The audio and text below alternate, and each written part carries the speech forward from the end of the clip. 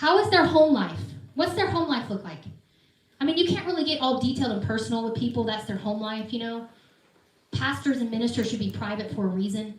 I'm a very private person. I don't like to hang out with a lot of people because, like I talked about with Haley, environments affect me. Spiritual environments affect me. You know, it's hard to get me out for coffee. It's hard to get me out for dinner unless it's me and my husband. Because it's not because I don't love you. It's just because of environments. I'm seriously, you can ask my husband. He's always having to pull me out. I'm always thinking of God, thinking of a sermon, thinking of the word, thinking of his presence, going, Lord, can I see an angel? Oh, wait, honey, did you say something? That's just where I'm at. But if their home life is falling apart, if you notice that there's a lot of people, especially like maybe of the opposite sex, that are saying like weird things, kind of get your ear up. Because they should never be in situations that are causing that kind of talk, if it's true or not. Yes, there's a lot of gossip. Yes, there's a lot of things that people are saying just to, in malice. But if it's a habitual thing, I'd be like, why are you even in situations that would even cause some, not one, not two, not five, not even 10, but a bunch of people even say things like that? What's going on? Do they obey at all cost? Do they obey first, sacrifice later? Do they constantly talk about how much they're giving and giving, this ministry is giving and giving, but are they obeying? I don't care about how much you're giving. That's great. But are you in extreme obedience to the Father you say you serve and you pump out through yourself to us? Are you obeying? What is their fruit? What is the circle they hang around? Look at that. Have the people who they've healed, have they stayed healed? I want to know that. When I see someone being delivered, I want to know, check on that person. Are they delivered? Or was that, what happened there? Like, or did they truly get deliverance? Or was that just a thumbnail and, you know, I also a little bit have a problem with every single person that gets delivered, the camera is all up in their face. I'm kind of getting over it. I'm thinking that the world needs to see devils come out of people 100%. It's real.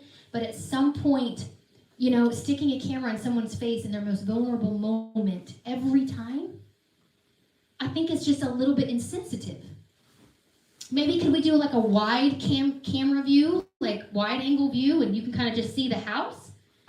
You know, some of these people are vomiting, some of them are drooling, you know, some of them are just in these really, because the devils like to, what's that word? Not shame, defile. Devils like to defile, you know? It's the audacity of it too.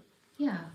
And then of course we want to get their permission, and the world needs to know devils exist, but who is it really for? Is it to show the world that they need deliverance, or is your heart in the right place, or is it in the wrong place and you're trying to get clicks, likes, views, and a bigger platform?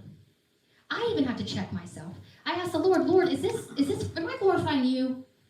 Or did that just glorify me and I didn't realize it because that's embarrassing, I'll take it down.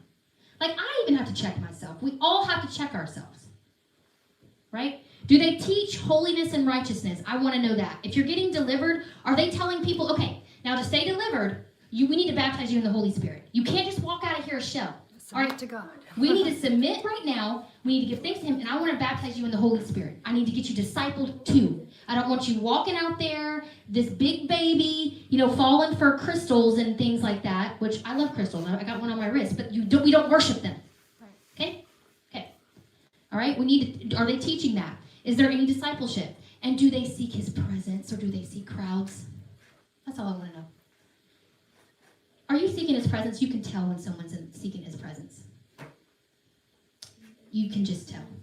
They have no care for the opinions of man.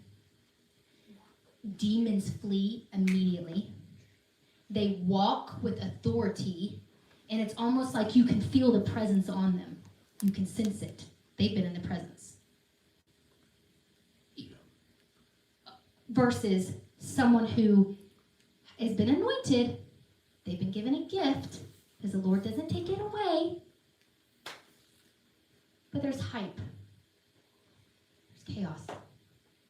You know, there's feuding between different pastors and ministers with this person. We want the ones that work in purity, right?